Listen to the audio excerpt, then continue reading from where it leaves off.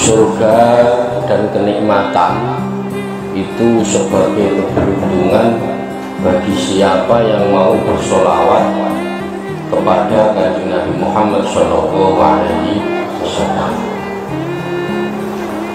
Wakana Shallallahu Alaihi Wasallam yasubbu fi yaumi.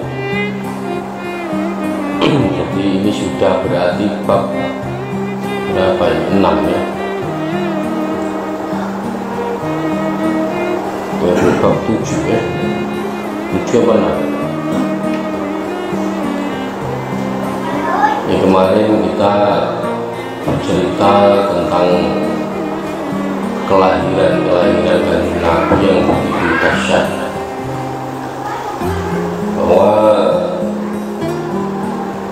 Kanjeng Nabi itu lahir langsung sujud itu tidak ada kalau tidak Kanjeng Nabi. Maka kita ini sangat beruntung menjadi umatnya Kanjeng Nabi Muhammad Shallallahu Alaihi Wasallam. Sudah itu saja ini sebenarnya sudah syukur yang luar biasa. Karena tanpa Kanjeng Nabi ini kita ya tidak jelas Islam apa enggak, sholat apa enggak. Maka lahirnya Kanjeng Nabi Muhammad itu syukur yang paling besar, itu ya lahirnya Kanjeng Nabi Muhammad Shallallahu Alaihi Wasallam.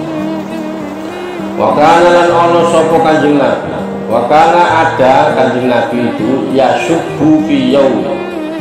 Jadi Kanjeng Nabi Muhammad itu tumbuhnya cepat, yasubbu fi yaumin. Jadi tumbuhnya cepat, pertumbuhannya itu cepat. Dalam sehari itu sama seperti sebulan. Jadi beliau umur sehari itu berarti anak kecil baru umur sebulan. Ya, coba kira-kira ada enggak yang model begitu. Nah, ini kan berarti Allah itu sudah mendesain sedemikian sesempurna mungkin. Jadi wakana Shallallahu Alaihi Wasallam yasubbu fi yaumin syababis sobi fi syahri. Jadi Kanjeng Nabi Muhammad itu pertumbuhannya dalam sehari sama seperti sebulan. Biinayatin rabbaniyah, dengan pertolongan yang bersifat ketuhanan. Itu memang sudah kehendak Allah Subhanahu wa Ta'ala. Ya memang disetting, didesain sedemikian mungkin. Ya, pertumbuhan Kanjeng Nabi sehari sama kayak sebulan bagi anak-anak yang biasa. Jadi hal-hal yang semacam ini itu apa? Berkat pertolongan Robbaniyah, berkat pertolongan Allah Subhanahu wa Ta'ala. Faqama ala qadamaihi fi salasi wa masya fi khamsin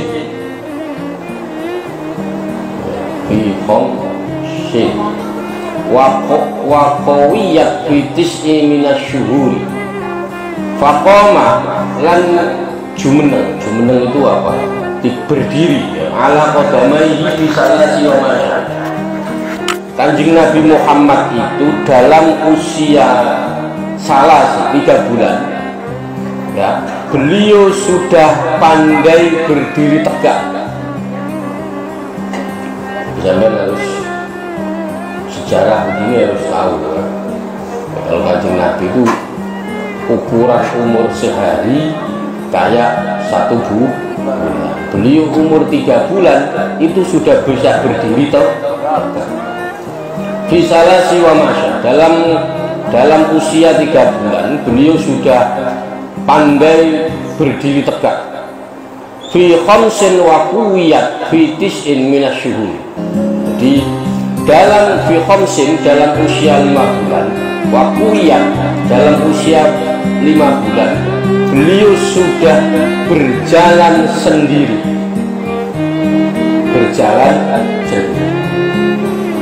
Kalau standar umumnya umur 9 bulan atau 1 tahun baru bisa jalan. Kanjeng Nabi Muhammad umur 5 bulan sudah bisa jalan. Watis'in dan 9 minas syuhuri dari bulan bifasiqin nutqi kuwa, dalam umur 9 bulan beliau ucapannya itu sudah fasih. Jadi ngomong R ya R ya R, ngomong A ya A, ngomong C ya C. Jadi alif sampai ya itu fasih. Itu dalam usia 9 bulan. Kalau kita itu kadang anak 1 tahun 2 tahun itu ngomong R pasti R ya. Jadi kakak jadi tata. Jadi itu sudah 9 bulan sampai 1 tahun. Tadi Nabi Muhammad umur 9 bulan ucapannya sudah fasih. Wasyaqqa malakan sadrahu syarifah ladaiha wa akhrajahu alaqatan garwawiyah. Wasyaqqa lan syaqqa itu membedah. Kalau pada sekarang yang mau dioperasi ya, malakan siapa 2 malaikat sadrahu ing dodone Kanjeng Nabi asyarif yang mulia. Jadi pada suatu ketika beliau didatangi 2 malaikat. Yang 2 malaikat itu tujuannya adalah membelah dadanya atau mengoperasi dadanya. Ladaiha wa akhrajaha minhu alaqatan damawiyah. Jadi membelah dada beliau untuk membuang darah-darah hitam. Alaqah itu ya segumpal darah ya, damawiyatan yang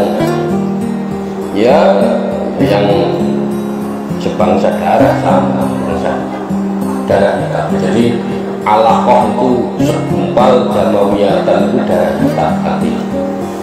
Jadi pada suatu hari Kanjeng Nabi Muhammad didatangi 2 malaikat untuk dibedah hatinya, dadanya dibedah, dicuci.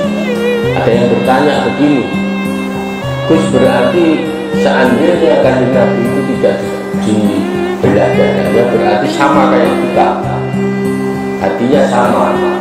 Ya enggak. Nah, jadi ini hanya sebuah kisah saja bahwa Kanjeng Nabi Muhammad dibedah itu bukan tujuan untuk membersihkan saja, karena apa? Kanjeng Nabi itu sebenarnya sudah bersih.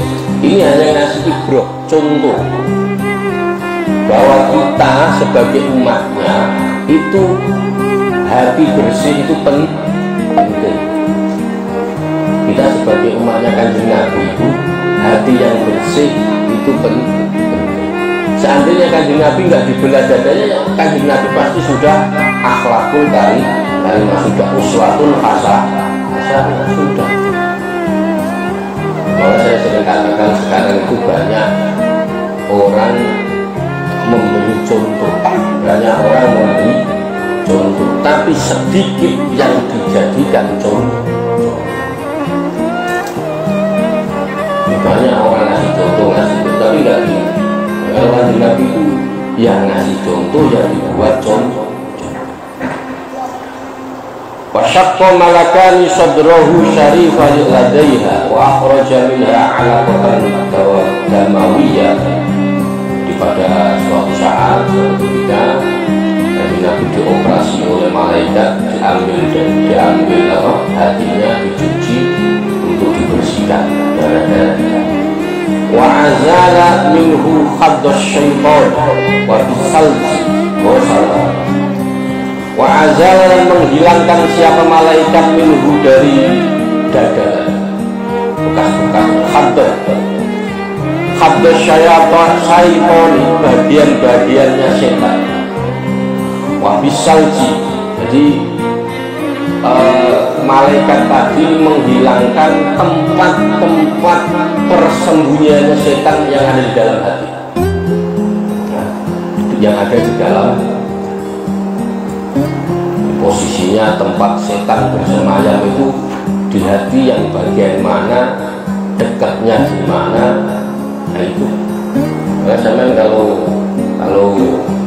ikut toriko, ya, kalau yang ada, itu biasanya kalau tahlil itu, kalau baca tahlil itu ya itu pasti kepalanya geleng-geleng, baca kepalanya geleng. Nah, pas geleng illallah itu pasti diarahkan ke dada kiri.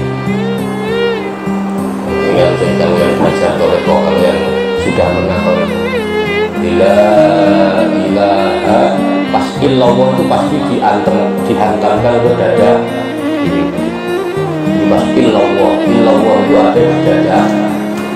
Ini intermezzo saja. Jadi dihilangkan wa azala minhu habda syaitani wa bisalji wa sal. Jadi menghilangkan tempat bersemayamnya setan dan membasuhnya bisalji dengan air es. Jadi Kanjeng Nabi itu ketika dicuci terus membasuh yang bagian tempat bersemayamnya setan itu dibasuh dengan air salju. Pertanyaannya, di Arab itu kan nggak ada salju.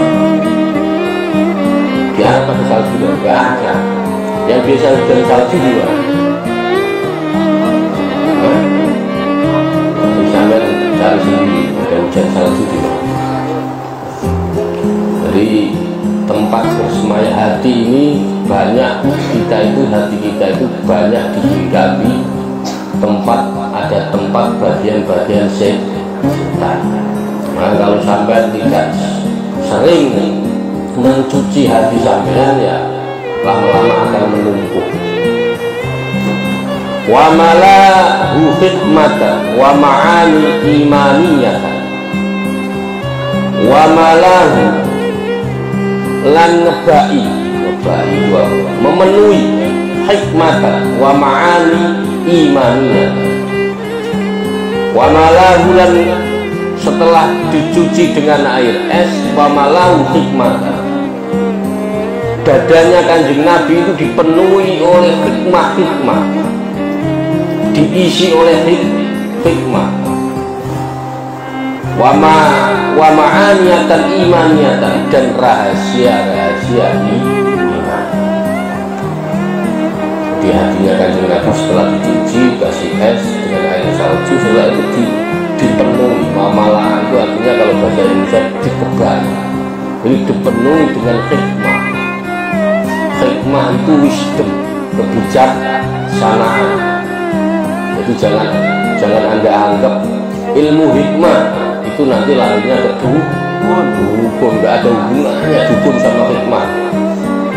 Nah, jadi ilmu hikmah itu wisdom, kebijaksanaan, arif, ilmu yang hak, itu namanya ilmu hikmah.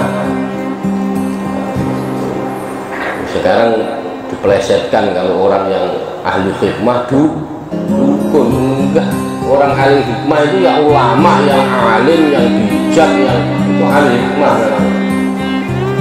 Maka sampai kalau minta doa datang ke ulama, ke kiai yang ahli hikmah, bukan yang dukun. Maknanya hikmah itu bukan yang bisa terbang, enggak ada hubungannya itu. Yang ahli hikmah dia bijak, wisdom, ucapannya gampang diterima, langkahnya tegas, enggak ragu. Orang-orang ahli hikmah itu. Summa khataw wa bi khatamin nubuwwati khatama. Summa khataw mongko nuli ndondomi. Apa ndondomi? Kalau bahasa Indonesia ndondomi menjahit. Setelah dibedah, artinya dioperasi, terus dijahit. Berarti sampai tidak usah kaget kalau sekarang ada operasi. Zamannya Kanjeng Nabi sudah. Ini pokoknya yang dulu pernah ada pasti sekarang terulang lagi. cuman penyajiannya berbeda. Jadi operasi itu bukan kemarin-kemarin, zamannya Kanjeng Nabi itu sudah ada operasi. Ini malah zamannya Kanjeng Nabi operasinya malah lebih ekstrim. Dibedah hatinya, diambil, dicuci, nah, terus dikembalikan lagi, terus dijahit. Kalau sekarang ya bisa mati itu ya, diambil terus. Apa yang dulu pernah ada itu pasti terulang. Contohnya apa? Handphone ini zaman dulu juga ada, sekarang baru ada muncul. Dulu orang komunikasi jarak jauh itu tidak perlu pakai handphone. Jadi terulang, cuman penyajiannya berbeda. Jadi orang komunikasi jarak jauh zaman Prabu Kian Santang itu sudah biasa, Nah, sekarang tidak perlu sampai bertapa 10 hari, bertapa 41 hari biar bisa komunikasi jarak jauh. Asal sampai punya duit beliin telepon beres. Maka semakin kesini, semakin akhir zaman itu ilmu semakin detail. Allah itu semakin mendetailkan ilmu. Apalagi yang dulu pernah ada, apa sekarang ada pesawat. Dulu itu orang terbang banyak biasa. Aladin itu terbang pakai sajadah. Misalkan cerita Aladin percaya apa enggak ya terserah. Pokoknya ada pernah cerita orang terbang pakai sajadah. Sekarang banyak orang pakai pesawat. Malah sekarang lebih top. Kenapa Bu? Iya, kalau Aladin terbang paling 1-2 orang, pesawat 300 orang, 400 orang sekali terbang. Ya. Dulu orang ditembak tidak apa-apa, banyak nggak ditembak. Sekarang sampai yang datang kemana ke basecamp Kopassus pakai seragam anti peluru, ditembak tidak apa-apa. Ya benar. Maka apa yang dulu pernah terjadi itu sekarang sudah ada. Maka sampai tidak usah, Gus saya pengen puasa 41 hari biar ditembak, tidak apa-apa. Tidak usah kelamaan. Datang ke Kopassus beli rompi anti beres. Jadi semua yang dulu pernah terjadi sekarang itu detail. Maka sudah ilmu-ilmu seperti itu ada, memang ada. Tapi sampai jangan terpancing ke sana, karena tujuan kita itu adalah Allah Subhanahu wa Ta'ala. Karena banyak orang yang puasa sekian tujuannya pengen begini, puasa sekian tujuannya pengen begini, banyak. Baik Gus ya nggak apa-apa, tapi takutnya kalau ternyata tidak berhasil sampai kecewa. Ini puasa 41 hari udah, nanti ditembak tidak apa-apa. Udah selesai 41 hari puasa, naik motor jatuh, lecet semua. Waduh katanya saya kebal kok ini jatuh lecet semua, kecewa kan. Maka tujuan kita beribadah tujuannya hanya untuk Allah Subhanahu. Yang lain bonus, yang lain kok seandainya sampai sholat tahajud terus, kok ternyata Allah memberikan kita kekayaan, ya alhamdulillah. Sampean puasa terus, kok sampean nanti bisa terbang, ya alhamdulillah. Tapi tujuannya bukan untuk terbang. Kalau ingin terbang sudah punya uang 500.000, naik pesawat sudah sampai. Nggak usah banyak-banyak. Sekarang Jakarta Surabaya itu 500.000. Berarti sampai sudah bisa terbang. Padahal yang puasa 41 hari belum tentu bisa terbang. Milih mana kira-kira? Sama-sama bisa. Summa khotohu, terus kemudian malaikat itu menjahit bi khotamin nubuwati. Jadi dijahit kembali seperti semula, lalu dicap khotam ya apa ya, stempel ya, di stempel, diberi tanda cap dengan tanda kena,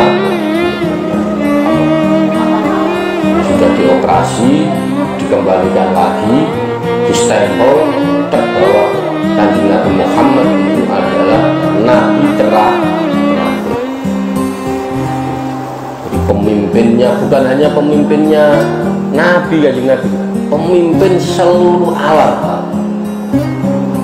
Jadi yang berhak mengakui Kanjeng Nabi itu bukan hanya kita, jin, setan, kambing, unta, itu semua mengakui bahwa Kanjeng Nabi itu pemimpin. Apalagi kita yang umatnya.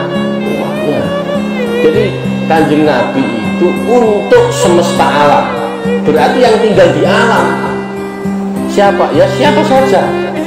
Mau hewan, mau manusia, mau pohon, mau batu, mau apapun. Maka beliau itu semua baik dengan yang ada di alam. Tidak suka membuang-buang air karena tahu, tidak suka mubadirkan makanan karena tahu, tidak suka merusak lingkungan, ngebor macam enggak karena tahu ya. Jadi karena tahu beliau itu bukan hanya pemimpin manusia, beliau itu pemimpin alam semesta. Ini yang perlu kita sadari, bahwa Kanjeng Nabi itu bukti cinta dan pedulinya Kanjeng Nabi kepada kita semua itu luar biasa.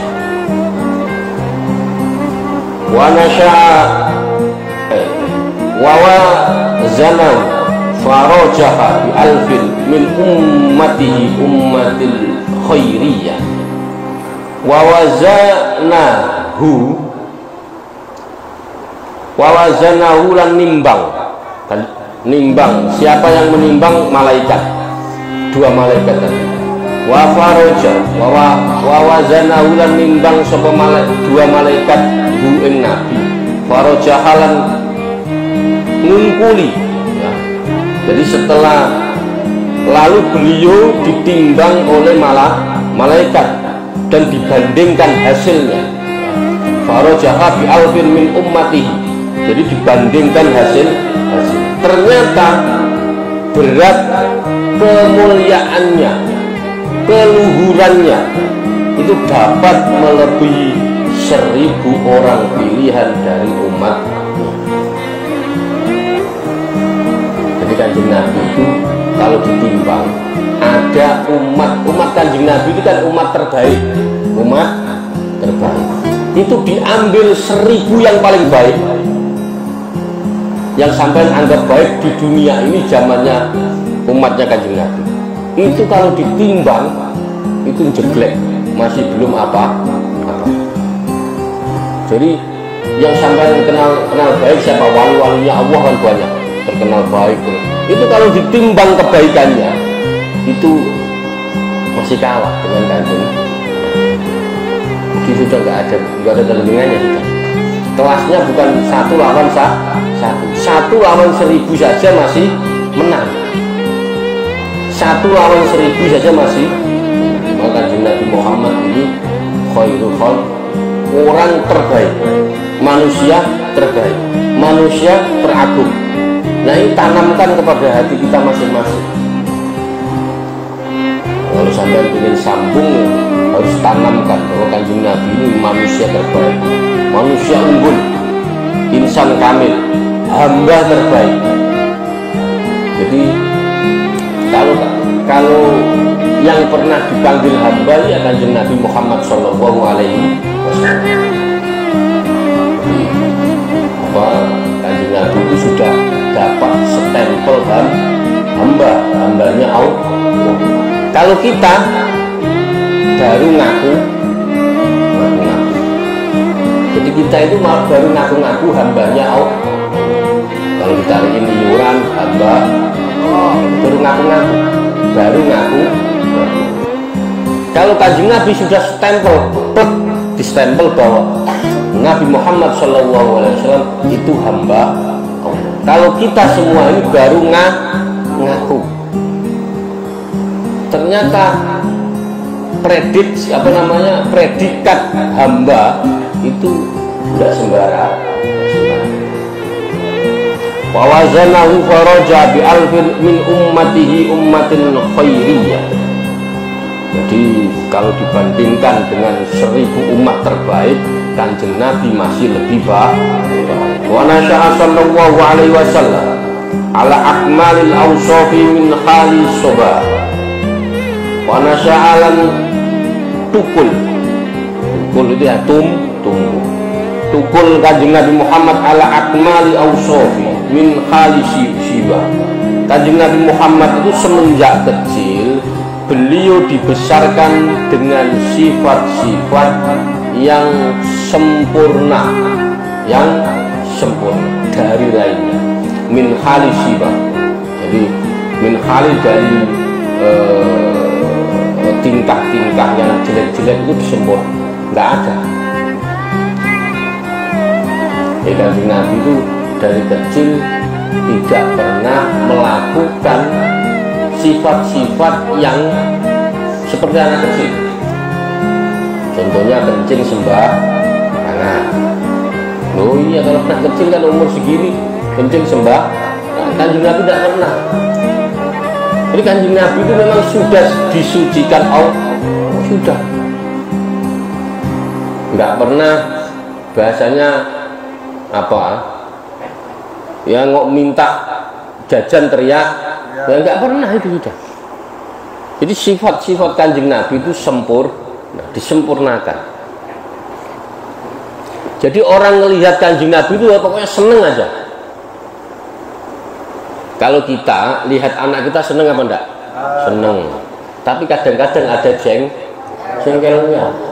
Oh iya. Pas lagi seneng, tapi pas tiap menit minta duit lah nyebelin, Pak. Ayo coba kalau enggak percaya. Jajan Pak ya, jajan ya, baru dikasih jajan lagi, baru dikasih jajan lagi. Ya kan lama-lama. Ya, kalau Kanjeng Nabi tidak begitu. Kanjeng Nabi tidak begitu. Kalau anak-anak baru dikasih uang minta lagi, baru dikasih uang minta. Wa nasya'a sallallahu alaihi wasallam al akmali awsafi min khalijiha summa raddat sallallahu alaihi wasallam ila ummihi wa hiya bihi ghairu sahiyatin. Summa raddathu mongko nuli balekake sapa Halimah, maksudnya Halimah Sa'diyah ini yang menyusui Kanjeng. Jadi dengan rasa berat hati Halimah Sa'diyah itu menyerahkan ila ummihi wa hiya bihi ghairu syaqiyatin, menyerahkan kembali kepada ibunya sendiri. Siapa ibunya Kanjeng Nabi? Siti Aminah. Dikembalikan lagi. Khadaron min ay yusaba bimasabi hadisin tahsyar. Khadaron krana wedi min ayyusoba, wedi itu takut ya, karena dia takut. Min ayyusoba, saking arep yento sob itu terjadi musibah. Isoba saking dia takutnya kalau ada musibah. Bimasobi hadisin taksyar, bimasobin kelawan dengan balak yang al-hadisin yang anyar atau yang baru, taksan kang Halimah Sa'diyah itu takut kalau ada musibah. Intinya itu hadaron min ayyusoba bimasoba bihadisin taksan, karena khawatir apabila terjadi sesuatu musibah yang menimpa diri Kanjeng Nabi Muhammad SAW, maka dikembalikan. Padahal masih senang. Wafadat lan datang alaihi kepada Nabi, alaihi ngatasin Nabi. Siapa yang datang? Siapa? Halimatu Sa'diyah. Fi ayyami Khadijah sayyidati Wadiyah. Wafadat dan tatkala beliau Kanjeng Nabi Muhammad sallallahu alaihi wasallam sudah menikah dengan Siti Khadijah, sudah menikah. Halimah baru berkunjung lagi atau dapat berkunjung kembali kepada beliau. Jadi setelah menyusui itu lama tidak pernah datang ketika Kanjeng Nabi menikah dengan Siti Khadijah. Berarti Kanjeng Nabi menikah umur 25 tahun. Berarti hampir selama itu karena takut beliau kena musibah, ya, itu sampai ketika menikah baru ketemulah. Fakhabaha min jabaihi al-wafiri bijibah.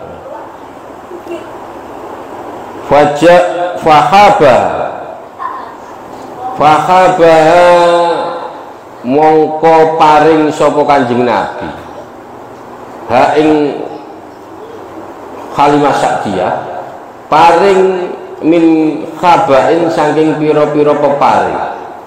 Jadi intinya bahwa Halimah Sa'diyah ini diberi hadiah bermacam-macam, ya, yang cukup berharga. Ini kuasi apa saja.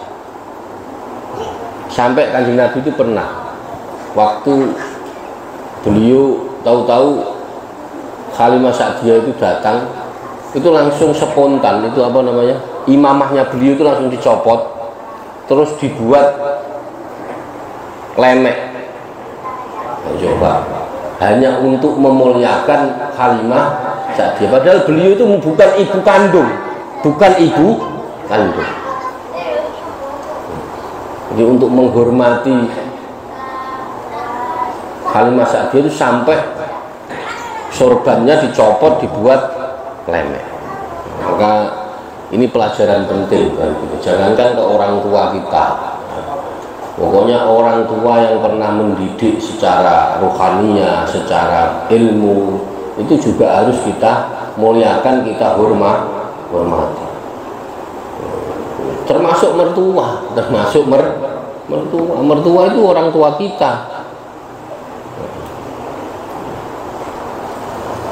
Wa qadimat alaihi yauma Hunain faqama ilayya wa akhadathu Aryahiyah, ya, ada jaknya itu ya. Aryahiyah. Wa qadimat dan datang alaihi ing atase Nabi Halimah Sa'diyah. Kok enggak ada fi-nya? Fi ayyamin Khadijah. Oh, itu atasnya. Terus bawahnya wa qadamat alaihi yauma Hunain. Wa qadamat dan ketika terjadi peristiwa perang Hunain, alaihi Hunain, faqama ilaiha wa akhadathu Aryahiyah. Dan ketika terjadi peristiwa perang Hunain, Halimah Sa'diyah sempat berkunjung lagi kepada Kanjeng Nabi Muhammad sallallahu alaihi wasallam. Kedatangan Halimah itu disambut oleh Kanjeng Nabi Muhammad sallallahu alaihi wasallam dengan segala hormat dan penuh gembira. Jadi Aryahiyah itu kalau bahasa Jawa itu legone penggalih, hatinya itu lega, gembira. Jadi menyambut kedatangan Halimah Sa'diyah itu dengan gembira. Wa basatalaha min ridaihi syarifi bisato birihi wa nada. Nah, ini yang saya ceritakan tadi. Lalu Kanjeng Nabi Muhammad membentangkan tikarnya, jadi diambilkan ini terus dijadikan tikar. Masya Allah, luar biasa. Ini kan akhlak-akhlak. Jadi kalau orang itu sudah sambung kepada Allah, efeknya itu pengaruh kepada akhlak. Ya akhlaknya jadi pelan-pelan jadi baik, jadi baik, jadi baik, jadi baik. Nah kalau Kanjeng Nabi ya tiap hari sambung, berarti akhlaknya pasti baik terus. Wasahihu annaha aslamtu ma'a zawjiha wa banina wa dzurriyyah. Wasahihu